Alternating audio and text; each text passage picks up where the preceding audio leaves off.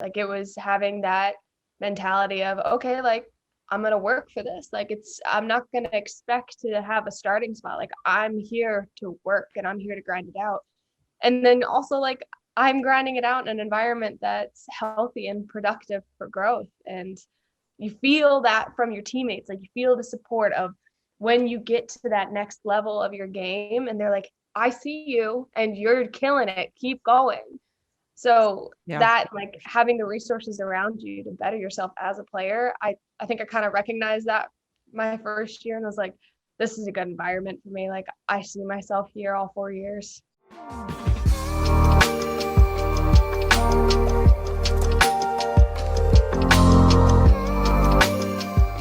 We have got a very special guest, everybody special that comes to the pod here, Veronica Latsko of the OL Reign, former Houston Dasher, former Virginia former Pennsylvanian, or not former. Pittsburgh, baby. Pittsburgh. Now, okay, how do you feel about Ben's retirement? Sad. I mean, it's sad because he was pretty much the quarterback of my entire life. Are you nervous about their transition out of Big Ben? This is going to sound really bad. I am a go Steelers. But she don't follow it like that. She's like, that's like the extent of her fan. Yeah, that's V. No, I'm not a big fan. I will say though, V, we would in the locker room at Virginia, everyone would be like, let's go here. Let's go to Miami. Let's go to California. She'd be like, Pittsburgh. And I never got it until I started listening to Pat McAfee's radio show, who's also a Pittsburgh dude. People from Pittsburgh love Pittsburgh. I don't know. Town. People love Pittsburgh. So we're just going to keep repping it. Hey, V, I'll try it out with you. I'll try it out with Tina. We'll go. Okay. She said that she has an itinerary for us. So if we want to go to Pittsburgh, she'll show us around in the off-season. That was like 8 years ago. You don't know Pittsburgh anymore? Come on. She's living that transient life. Yeah, you're right. She is. All right. Anyway. Yeah. 4 days a year I get to Pittsburgh. That's about it now. Well, anyway, now you're like all over you've really been, you were a Houston gal. Now you're in Seattle. You're really living that travel dream with what soccer does. I mean, it's good in a lot of ways, right? You have a new transition here. So, looking at your collegiate career, you kind of, notoriously are known for your ascension. We used to talk about V, like when she first came as a freshman, she almost was like, she was so physically talented. Like she was so fast. And like, we talked about effort before we got on. V gives you 110, like every single game, which I love about her and which makes her so valuable. But when she first came in, it was like a deer in headlights. Like she'd almost like injure you in practice because she was so excited to like get after it that like she couldn't even like, it's like a little kid. They don't know like when they're like too strong for their own good. She like whack you and you'd be like, what? Why did she just whack me? Like, but she'd be like, oh, I'm so sorry. Like it was never intentional. But anyway, obviously you've grown tremendously. You're super successful and very talented player. Let's dive in first on kind of like, you picked Virginia. I'd love to hear why you picked Virginia, but more so, how are you able to kind of take it as that 4-year journey where, you go from coming in as like a freshman coming off the bench to then ultimately being like a captain and full-time, starter for multiple years after the fact. How was that process for you? I mean, honestly, it was kind of made a bit easy because of all the players on the team and Steve. And honestly, like no one's going to tell you like not starting is never easy, but you're kind of coming from being like big fish in a little pond, Pittsburgh, to, okay, well, like you're playing with people that are on the U.S. women's national team, like pipe down there, little child. Like, and like, honestly, just everybody's mentality there was just, okay, well, like work hard. And if you work hard, like you'll earn your spot. And you kind of saw that. It was like, hey, like you want to start, you want to play, if you're willing to put the work in, like you'll get there because Steve's going to help shape that hard work into something productive. So it's not like you're just working hard at something that's not going to help you out on the field. It's like, oh, okay, like you need to work on this, and this, and you're willing to put in the work. Okay, well, like Steve's going to take you out and help you do that and shape you into a real life soccer player. And I think you just kind of see that as the progression of your years at UVA. And I'm definitely not the only player that can like speak to that. It's you got Oh, to for like, sure.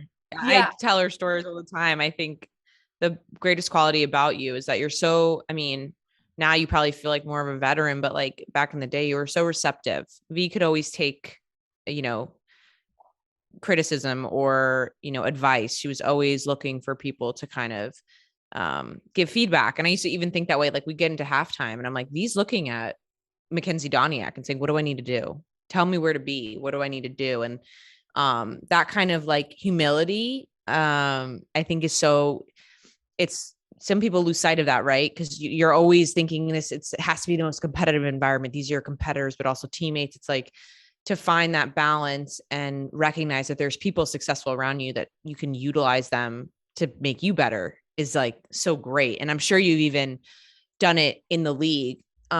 We also were curious. I mean, I would say like it's actually at Virginia. I feel like for our program, it actually is like just great to get on the field as a freshman. I think, you know, we had players like Danny Colaprico, which is like crazy to think about, like barely playing as a freshman. You're like, how is that even a thing? But that's just kind of how the program had been for a while. So I wonder with you, like as the college game is transitioning, it's obviously a lot easier to transfer. And like you said, no one really wants, when you get to a program, no matter if it's UNC or Virginia, what you want to play.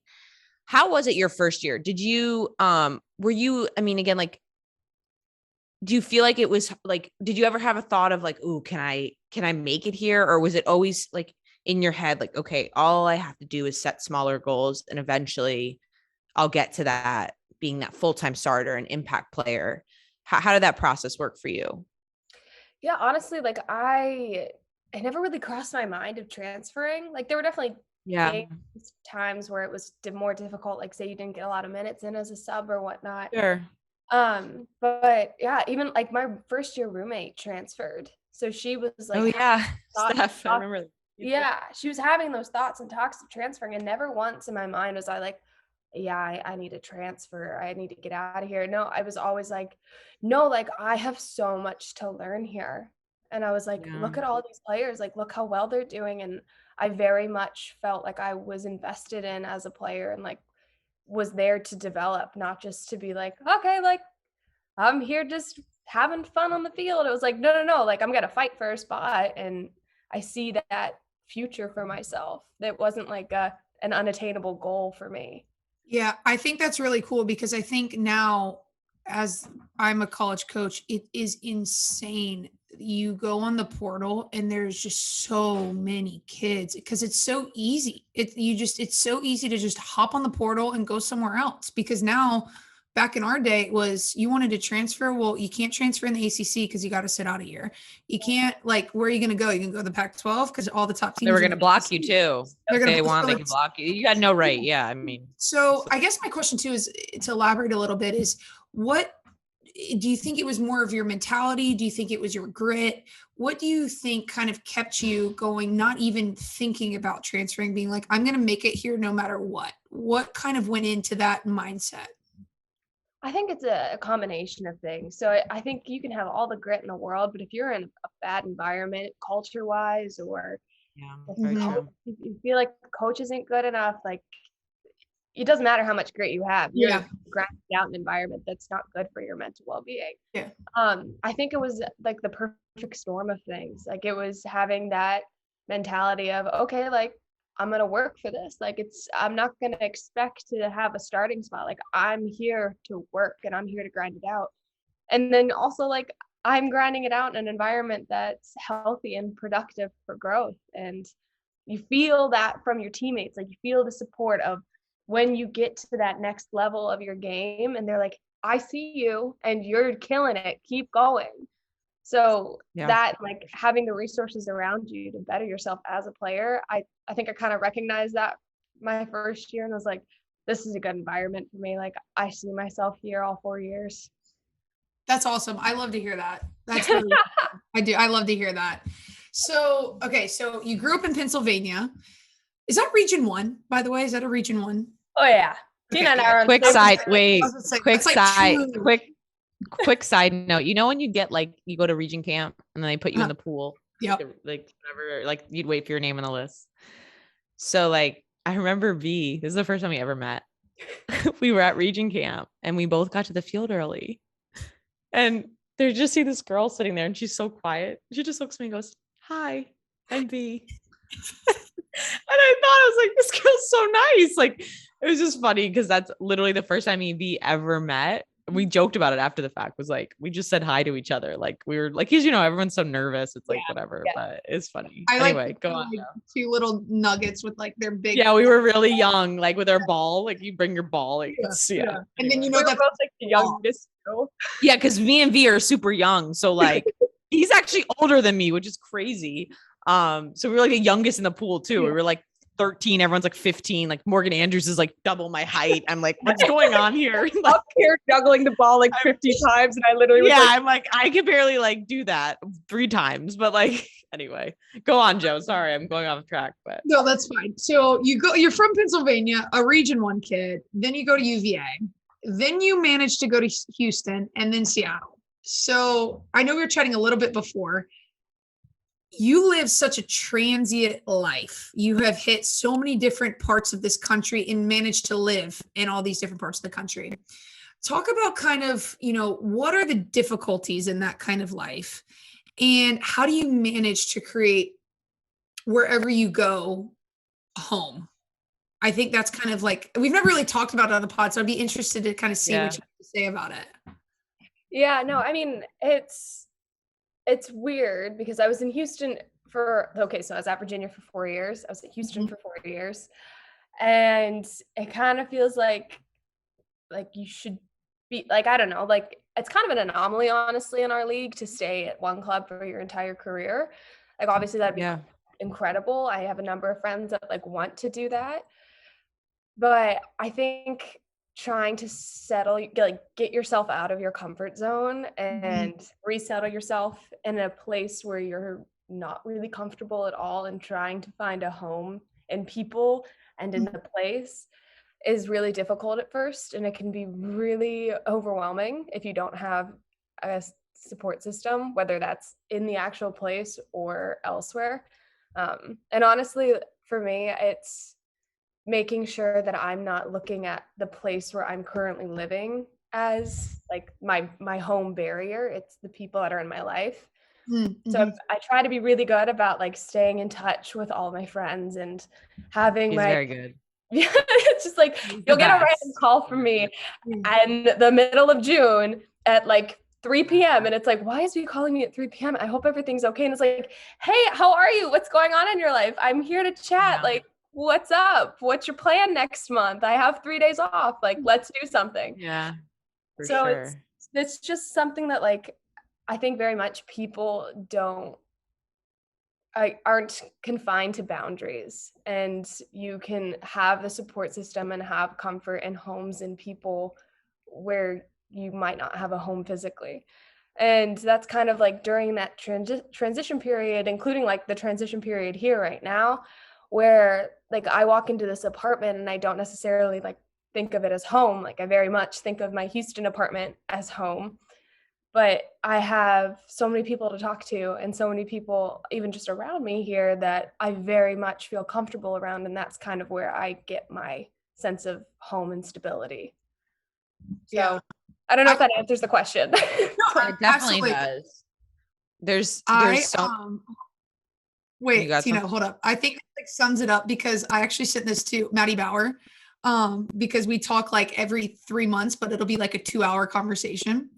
Yeah. So this is the meme that I sent. It said, adult friendship is really just shooting off text like, yes, hello, I'm not dead. Yet can I arrange to see you in 4 to 6 weeks? Like, I think that completely sums it up. And she texts me, hi, I'm alive, hello. Like, I just think it sums it up perfectly. Yeah. No, I also love it because I feel like it speaks to where we're going with the league, right? We want to be as national as possible. We want people to be able to, again, like at some point we're going to have free agency. We want to put power in the players, and we want the transitions to be right. We want it to be smooth. And like I've always said, I think, building out national brands behind players, there needs to be movement, right? Like we want V to be known in Houston and now in Seattle. And that goes for everyone in the league, you know, and I think it just speaks to how it's going to get more fun, right? With the competitiveness, the way they build teams. And I'm so happy for V because I think, you know, the Reign are going to be great this year and she's an incredible addition to them. And I'm excited to watch. But I want to get into, because I know V is going to have good thoughts on this, but you're a representative for the CBA negotiations as a player. And I want to first, Joe, let's give V a quick round of applause. We are obviously so happy from this podcast that has been ratified. And I want to step back because, you know, we talked to Bri Vasali a little bit, who had some involvement, and I wanted to take a step back because I feel like people think like, you know, when things are announced, it kind of seems like, oh, like you guys had like 3 meetings over the last like month. And then like this whole take us back to kind of the experience. Like how long was this process for you? And, you know, on top of that, like, are you happy with the outcome? I think all of us could be happy about it, you know, coming together, but obviously it's one step to a greater future. There's going to be changes in the future. And so I'd just be curious your thoughts on that, but take us first through the process a little bit. I think people would be interested. Well, it's so I think it started back in March of last year. Like, wow. Yeah. I want to say March of last year is when we like formally created our collective bargaining committee and we're like, hey, this is the way that we want to go. Like, let's have the meeting start next week. Like, these are our outlines. And when we were talking about like the big picture with like things that we wanted and like minimum weight, like minimum salary that we would want, max salary, free agency, it kind of took us a second to like expand and like realize, oh no, we can ask for that and we should ask for that. And like, oh no, we deserve that. Yeah, no, that number sounds right. Like, let's go higher. Like, no, like this is what we deserve as players. And you kind of like got our bearings within the CBA as negotiations were going. And then certain things started happening throughout the season last year that kind of made us solidify our stance even more on where we were. Yeah. For sure. So, For sure. With everything coming out about Paul Riley, and then you see Richie Burke, and then you see Louisville's coach is all of a sudden released. And then you're down to 9 out of 10 coaches in the league have been replaced in one season. And you're kind of like, oh, okay, well, maybe as the league, we should give the girls what they deserve and what they want. But instead, we wait until the 9th hour on January so that we are in collective bargaining meetings waiting for the league to respond to proposals they should have already responded to for hours. Like we sat on these bargaining calls almost every single day in December and January, waiting for the league to know that. Yeah.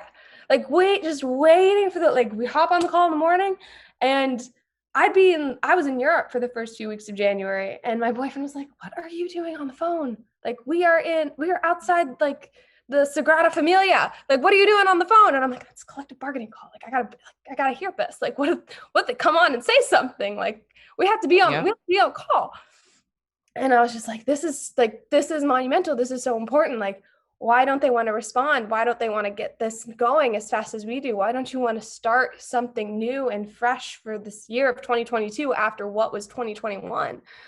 And I think like that heart, like broke all of our hearts that the league was not trying to respond as quickly as we were. Like we wanted to start a foundation for what this league should be.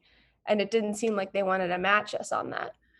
So December and January were really, really stressful in terms of just like, come on guys, like we're so close. Like, let's just push it forward. Like, let's get this done. So like, yes, we have so many meetings throughout the year, but like you see like the end product and people are like, oh yeah, no, like a couple of days of bargaining, like it's good. Same with like the U.S. Women's National Team. What that just came out with that settlement. That which is settlement amazing. Yeah. took them so much longer and so many hours than we could possibly ever imagine. So it's just like, oh, people are like, what a win. And it's like, they haven't even come up with the CBA yet. Like, that's just one step. That's just one victory in the like one battle in the grand war. Like, it's like, we need to keep going. Like, we need this momentum to keep going. V doesn't know this, but I don't even think I've told you this, Joanna. I actually I had a conversation with V in December.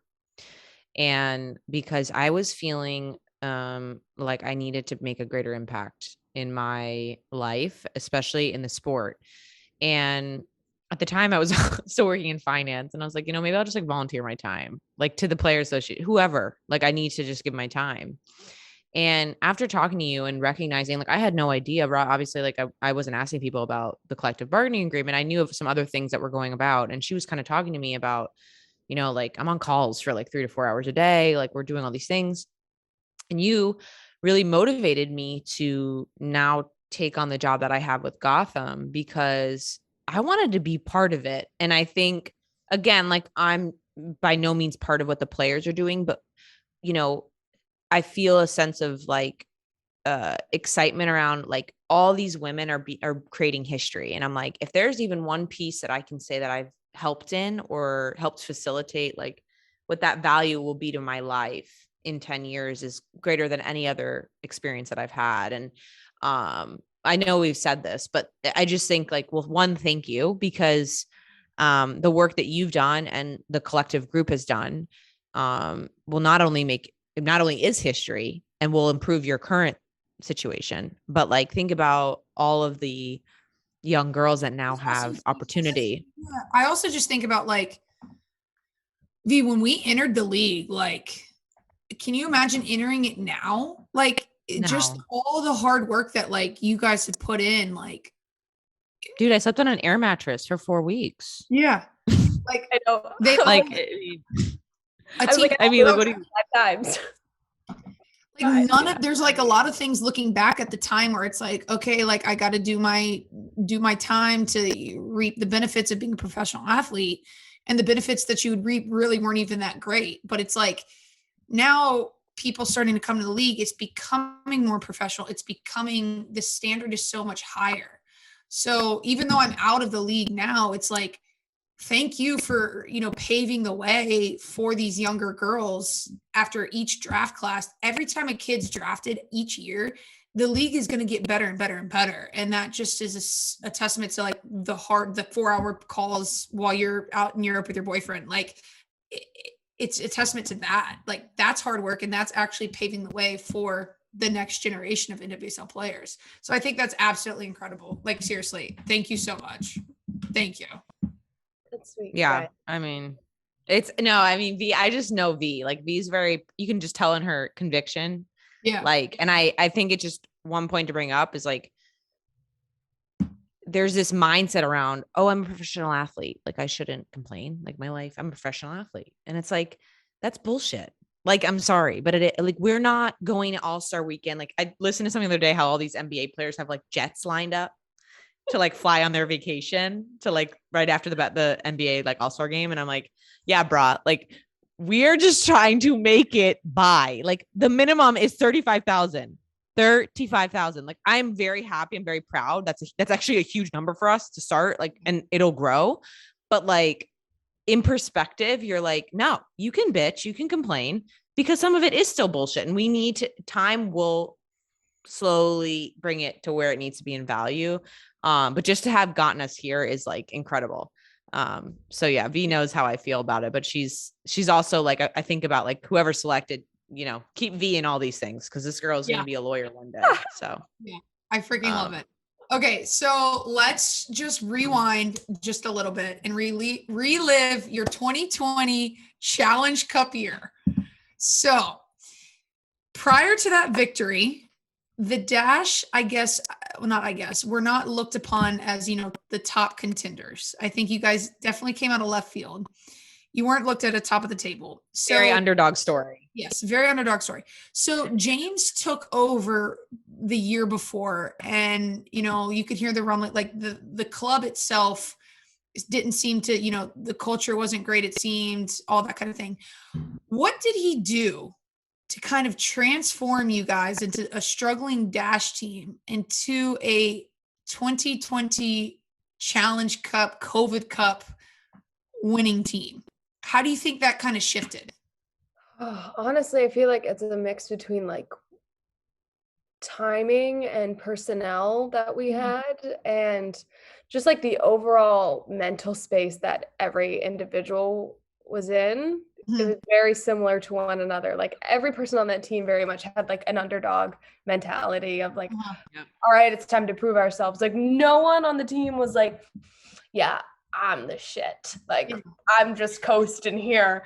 No, like Yeah. every one of us were like, yeah, everybody thinks that we suck and this is bullshit and we're going to show them that we don't. And we just dug in. Like every training we were just grinding out and honestly just embraced the game plan full throttle. Like every single person was so invested in the game plan and we were like, no, this is what we need to do to win, and like this is what we're going to do to win. And when I remember when Orlando like couldn't go to the Challenge Cup, Yeah. all of us were like, this is terrifying. No one leave your apartments except for training. You order groceries to the apartment. You need something, you order it. Don't touch anyone. Don't go outside. You go to training, go back home. That's it. Yeah. And everyone did it. It wasn't even like the staff mandated it. It was like the players were like, you guys, we can't drop out. Like, this is it. Like, this is our only shot to play soccer. Like, we need to do this. And then we got to the Challenge Cup and we were just like, okay, we're here.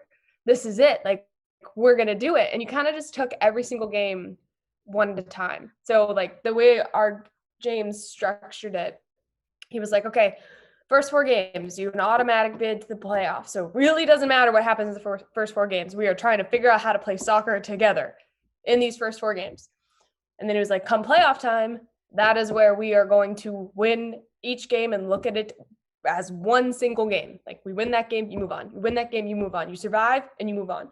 And we would practice PKs after every single practice. You'd practice PKs after you trained 11v11 because you were like, you got to make a game realistic. You're exhausted, go take a PK. Like you got to do it. You're doing it after every training. So it's just kind of like getting that ingrained in you, and you're kind of just like, okay, yeah, no, like I'm here. I'm eating, breathing soccer like for the next month, and you loved it.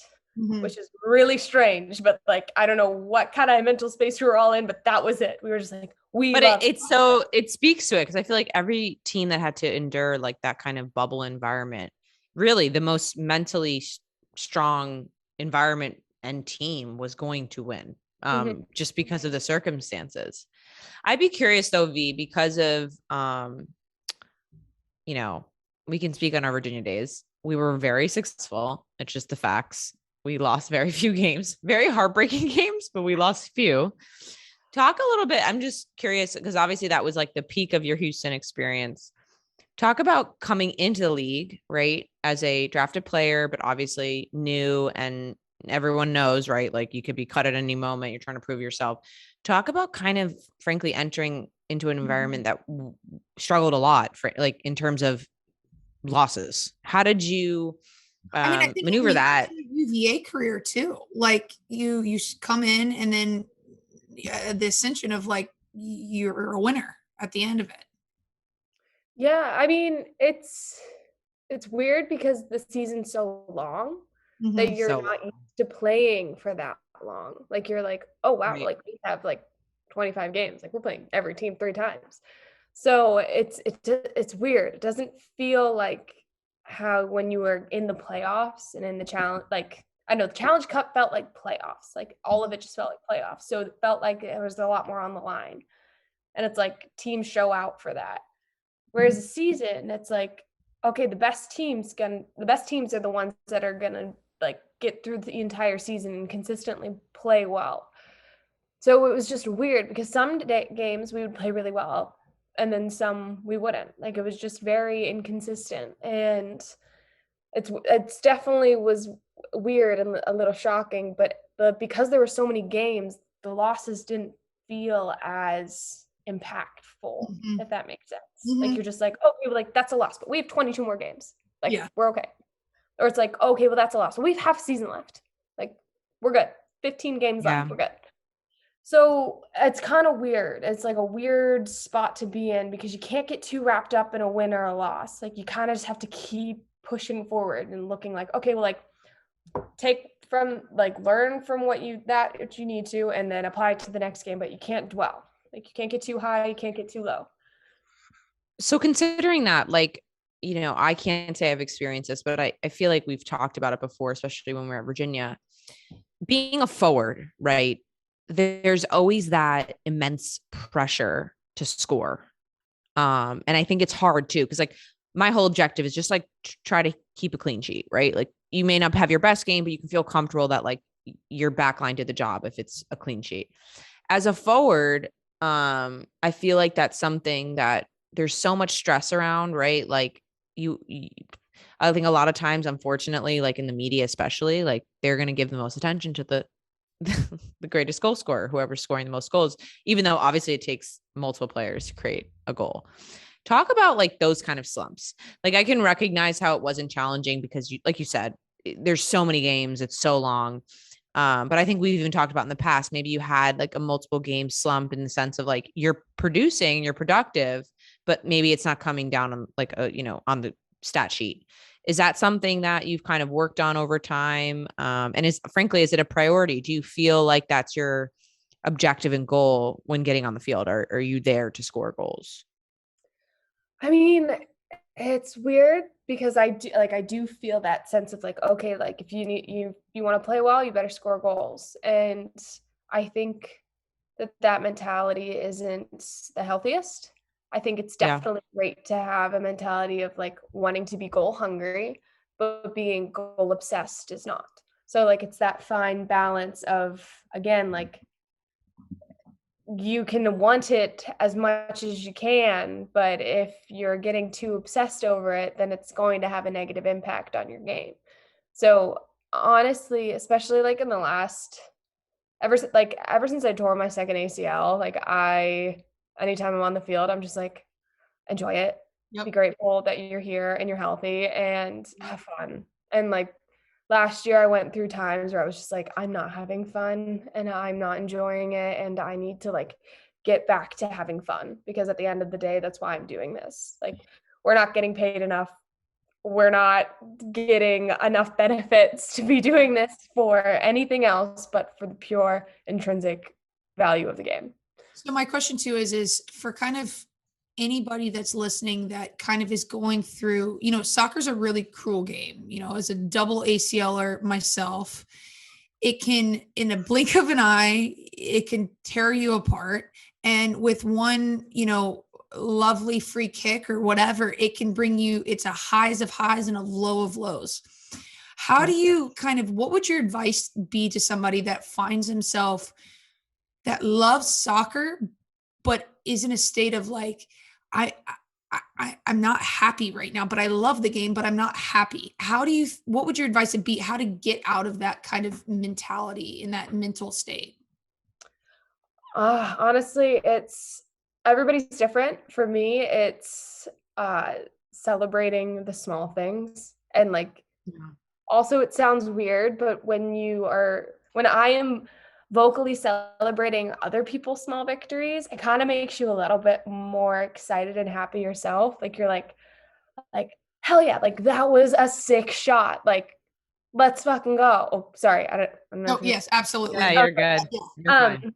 Or just like, let's fucking go. Like, that was sick. Like, why would you not celebrate that shit? Like, even if it's a practice, 5v5, if you're getting hype and whatnot during playing, then it's going to uplift your mood. You're going to find the smaller things and enjoy them. And then you're like, V is the best teammate. I just can't even tell you, Joe. Like, we would be like at halftime, you'd look across the room and be like 100 degrees. We're all dead. And he's like, come on. And like, she's drenched. And I'm just like, God, okay, yeah, like, let's go, baby. Like, I'm in. I mean, he's the greatest teammate. And it really is. She's not just saying that. V is somebody that really celebrates the people around her. And that's why I say, like, from a team perspective, you're just great for culture because I never got the opportunity to play with her, but like even just through you see when she scores, how excited! Like when V scores, I'm ecstatic because she's just so excited. Like, and even her teammates, like she just gets so lit. And that's like the joy of the game, right? That's the fun of the game. And it's something I love about you, you know that. But I did want to, before we end out, I wanted to get your thoughts on this. So obviously 2 wash-ups, you're the pro here. Me and Joe are incredibly passionate about just like setting up for the future, right? Like no matter if you're Carly Lloyd or you're like me and you leave at 22 or 23, like all of us are probably going to have a second act here in some capacity. For people who are unaware, V was in a very prestigious school at Virginia. She studied public policy, was an All-American academically. And I know, and I think it's still on track that at some point you do want to pursue potentially law school. And maybe that's changed, but you do have passions outside of soccer that, I think even at one point I remember V being like, I'm going to play a year or two and then I'm going to go do it. And it's kind of, you've grown to love it, which is great because we need you in the league. But talk a little bit about, how you potentially have carved out time to still put time and attention to those passions of yours. Obviously, soccer is still at the forefront and should be, but have you done any like deep thought or planning around, okay, if that time's in 5 years, in 10 years, whenever it may be, I have to have some type of plan together to pursue my next act. Has that been something that you've kind of worked through yet or thought about? So I actually, I applied to Santa Clara, or I'm sorry, I applied to law school or several law schools last year. Yeah. Beginning of last year. And I got into a few, which I was very excited about. And I chose to go with Santa Clara. So I talked to Santa Clara Law School and they allowed me to defer. So I'm just going to keep deferring until I'm kind of That's ready amazing. to retire. Yeah, dude. Yeah. I'm gonna be your so height awesome. right now. Go ahead, sister. No, like V is somebody that, I mean, I always tell her this, like, I'm so glad that you got involved with the CBA, but I really hope potentially, like, I don't know exactly where you want to go down that route, but like, I hope at some point, maybe there's a way that you can like still stay involved as like an attorney or legal advice, whatever it looks like. Cause, I just think it's always lost on people that like, obviously we have the best players in the world. Like you guys are so talented, athletically, we're, the best in the world, but like, then we talk to some of the play. I'm like, holy crap. Like you want to be a doctor. You want to be a lawyer. Like we just have the smartest women as well. So smart. And I'm like, we need like, it's amazing. Even to just go through that process of like playing full time, taking the LSAT, applying, that's a lot of work on top of your day job. So I'm so excited for you. And I think it speaks a lot to what we're hoping other players do. And like, I think you're an advocate in this is like, I'm always telling girls, like, just try things. You don't need to be a lawyer, but just like try things and be prepared for that moment. Cause like, unfortunately, Joanna went through it where it was like, it was one injury and that was it. And she had no choice. So, I watched the Lindsey Vonn HBO Max thing yesterday and cried 4 times during it. The Lindsey Vonn one. Yeah. She's I don't know why. I don't know what made me choose to watch it last night, but I'm like, it's crazy. And the fact that it just, for me, it just happened and I had no idea. Do you think, V, that there's ways we could potentially, future thinking, right? If this is something that can be brought to the table, but kind of like transition programs, right? Like helping women either do something while still playing or supporting them post playing.